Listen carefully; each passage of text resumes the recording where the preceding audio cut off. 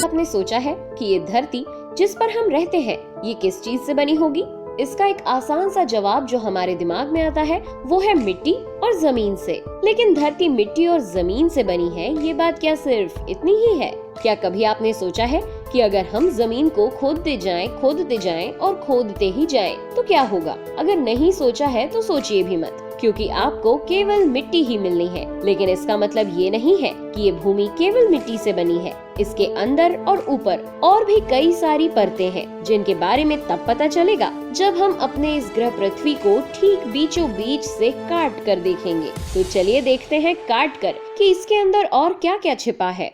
हमारे पिछले कुछ वीडियोस देखकर आप इतना तो जान ही गए होंगे कि पृथ्वी की उम्र इस ब्रह्मांड की उम्र की 1/3 ही है। इसके बावजूद हम इंसानों की तुलना में पृथ्वी मानव प्रजाति से कई हजार साल गुना बड़ी है। यहाँ लाखों प्रकार की प्रजातियाँ पाई जाती हैं, कई तरह के पेड़ पौधे और कई तरह के जीव जंतु, शुद्ध हवा, साफ पानी, खनिज लवण और सबसे खास बात हमारा सूर्य, जो पृथ्वी के तापमान को तो मेंटेन करता ही है, साथ ही साथ हमें ऊर्जा भी प्रदान करता है। इस पृथ्वी पर वो सब कुछ है जिसकी हमें जरूरत पड़ती है, लेकिन पृथ्वी के जितने हिस्से से हम परिचित हैं, वो तो कुछ भी नहीं है। पृथ्वी का जन्म आज से 4.6 बिलियन साल पहले मृत तारों के अवशेषों के आपस में जुड़ने से हुआ था। शुरुआत में ये केवल एक गैसीय गोला था, मगर समय के साथ साथ इस गोले का केंद्र यानी कि सेंटर घना होता गया। ब्रह्मांड में चट्टानों पत्थरों के छोटे छोटे टुकड़े आपस में जुड़ते गए और फिर तैयार हुआ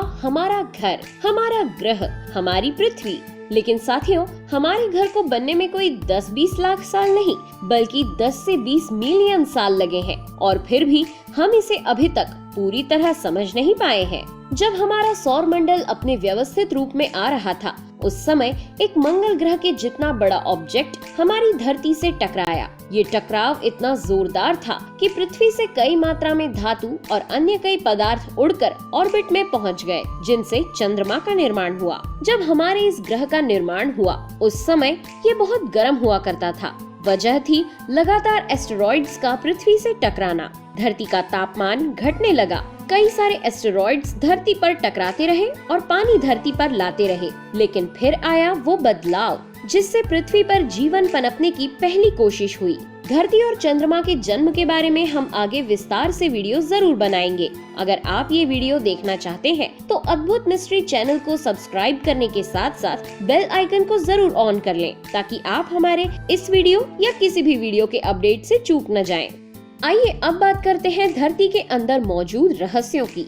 ये तो हम बचपन से पढ़ते आ रहे हैं कि धरती पर 71% जल पाया जाता है और केवल 29% हिस्से पर भूमि है। लेकिन इस 71% जल में से शुद्ध पीने लायक जल केवल 2.5% है। बाकी बचा 97.5% जल केवल खारा पानी है। लेकिन फिर भी हम इस पूरे शुद्ध जल का उपयोग नहीं कर पाते, क्योंकि इस शुद्ध जल का 69% जल बर्फ के रूप में मौजूद है, 30% जल भूमि के अंदर है और केवल 1% जल भूमि पर उपलब्ध होता है, जो कि हमारे नदी तालाबों में मौजूद होता है।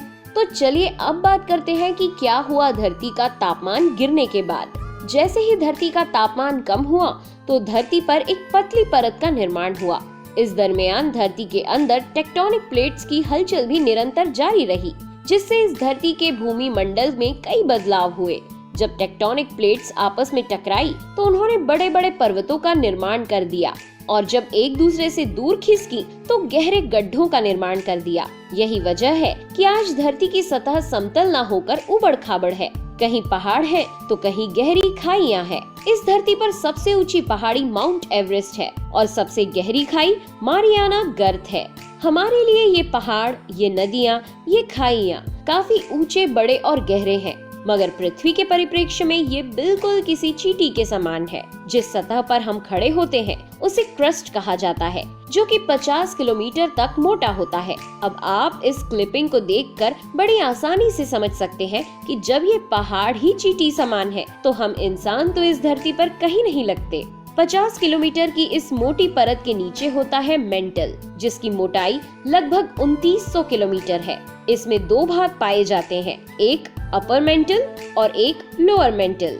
धरती की आंतरिक सतह की ऊपरी परत 2266 किलोमीटर मोटी है, जो कि आयरन और निकेल से बनी एक लिक्विड लेयर है। यहाँ का तापमान 4000 डिग्री सेल्सियस से 5700 डिग्री सेल्सियस के बीच वेरी करता रहता है। इसके बाद आती है धरती की आंतरिक सतह की निचली परत, जो कि सॉलिड है, जो कि आयरन और निकेल मिश्रित धातु से बनी है। ये निचली और ऊपरी परत 1200 किलोमीटर मोटी है, जो कि चंद्रमा के आकार की 70% है। ये सतह समय के साथ साथ और भी मोटी होती जा रही है, जिसकी अनुमानित दर 1 मिलीमीटर प्रति वर्ष है। अब ये तो बात हुई धरती के अंदर मौजूद सतहों की, पर आपके मन में चुंबकीय क्षेत्र यानी कि मैग्नेटिक फील्ड का ख्याल जरूर आया होगा। लेकिन हम आपको बता दें कि ये एक अदृश्य घटना है, जो कि सूर्य या अन्य स्रोतों से आने वाली हानिकारक ऊर्जा को डाइवर्ट कर देती है। ये प्रक्रिया धरती के वातावरण को स्थिर रखने में मदद करती है, और ऐसा अनुमान है कि ये प्रक्रिया धरती के कोर में मौजूद धातुओं के कारण ही हो रही है। इस धातु से भरे गोले में बड़ी मात्रा में इलेक्ट्रिकल करंट फ्लो होता है, जिसके कारण ही मैग्नेटिक फील्ड का निर्माण होता है। दोस्तों, ये तो थी धरती के अंदर मौजूद परतों की जानकारी, मगर क्या आप धरती की सतह पर मौजूद परतों के बारे में जानते हैं? ये परतें केवल धरती के अंदर ही नहीं, ऊपर भी पाई जाती हैं, मगर उससे जानने के लिए जरूरत है काटी हुई पृथ्वी को फिर से जोड़ने की। धरती की वो सतह जिस पर हम रहते हैं, सांस लेते हैं, यहाँ पर शुद्ध हवा के वायुमंडल की एक परत पाई जाती है, जो 78% नाइट्रोजन, 21% ऑक्सीजन और बाकी बची ऑर्गन, कार्बन और अन्य गैसों से बनी होती है। हम इस धरती की सबसे पतली परत पर रह रहे हैं, वो सतह जिसे हम आज धरती कहते हैं। हम मनुष्य धरती की सतह पर मौजूद सबसे निचली सतह पर निर्भर करते हैं, क्योंकि यहीं से हमें जीवनदायिनी ऑक्सीजन मिलती है। इस परत को ट्रोपोस्फियर कहा जाता है, जहाँ पर पानी पाया जाता है।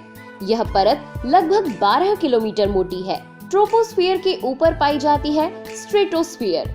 यहीं पर पाई जाती है हमारी रक्षक ओजोन परत। ये लगभग 30 किलोमीटर की ऊंचाई पर होती है। इसके ऊपर आती है मेसोस्फियर। ये धरती की सबसे ठंडी जगह होती है, जो कि 50 किलोमीटर की ऊंचाई पर होती है। यहाँ का तापमान -85 डिग्री सेल्सियस तक होता है। सतह से 80 किलोमीटर की ऊंचाई पर शुरुआत होती है थर्मोस्फियर की, और लगभग धरती की सतह से 100 किलोमीटर की ऊंचाई से शुरुआत होती है स्पेस यानी कि अंतरिक्ष की। कई लोग समझते हैं कि अंतरिक्ष के आ जाने के बाद तो दुनिया खत्म ही हो जाती है, मगर ऐसा नहीं है। यहाँ से 20 किलोमीटर और ऊपर यानी कि पृथ्वी की सतह से 120 किलोमीटर ऊपर जाने पर शुरुआत होती है आयनोस्फीयर की, फिर ऑरोरा बोरियालिस और फिर ISS। और इसकी जो सबसे ऊपरी या बाहरी परत होती है वो होती है एक्सोस्फीयर, जो कि 10,000 किलोमीटर तक फैली होती है। इसके बाद आता है आउटर स्पेस यानी कि बाह्य अंतरिक्ष, जहाँ पर वायुमंडल का नामो निशान तक नहीं होता। मुझे लगता है कि अब तो आप समझ ही गए होंगे कि हम इस पूरे ब्रह्मांड का कितना छोटा सा हिस्सा हैं। हमें धरती पर आकर अभी केवल 2 लाख साल ही हुए हैं। तो दोस्तों, आज के वीडियो में बस इतना ही। फिर मिलेंगे अगले वीडियो में।